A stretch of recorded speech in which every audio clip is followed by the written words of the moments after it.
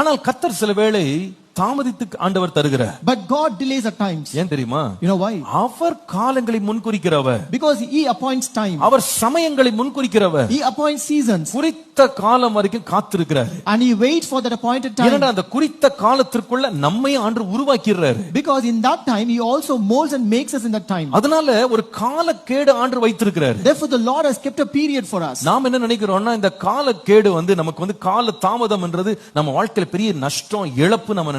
We consider that delay period is a great loss in our life. சரீரம் சோர்ந்து போகலாம், நான் சந்தேகப்படல. Your physical body may grow weary, I don't doubt that. ஆனால் கர்த்தருக்கு காத்திருக்கிற காலத்துல கர்த்தரை நாம நோக்கி பார்த்திருப்போமானா நம்முடைய சரீரம் சோர்ந்து போனாலும் ஆத்துமாவை தேவன் பலப்படுத்துவார். But in the time when you wait on the Lord, when you look upon the Lord rather than your body, then the Lord will strengthen your soul. ஆத்துமாவை பலப்படுத்தும் போது, when the Lord strengthens our soul, கர்த்தர் குறித்ததை நமக்கு செய்கிற காரியத்தை நாம பெறும்போது நம்முடைய ஆத்துமா திட மனதோடு அந்த காரியத்தை எடுத்து செய்வதற்கு கர்த்தருடைய பலனால் நிரப்பப்படும். When the soul receives what the Lord has promised, then our soul also rises up encouraged to do things which we have received. பின்பு நாம சொல்லுவோம் இந்த தாமதமும் என் வாழ்க்கையில ரொம்ப ரொம்ப நல்லது. And later we will say this delay is also good in my life. இதனால நான் ரொம்ப பலன் அடைஞ்சிருக்கேன். Because of which I was strengthened more. இதனால என்னுடைய வாழ்க்கையில பெரிய சத்துவம் எனக்குள்ள வந்திருக்கு. Because of this I received more strength and might. அநேக காரியங்களை கையாளுவதற்கு ஆண்டவர் எனக்கு நிறைய கிருபையை கொடுத்திருக்கிறார். The Lord gave me abundant grace to handle many things. நான் கடந்து வந்த இந்த நீண்ட பாதையில நான் கற்றுக்கொண்ட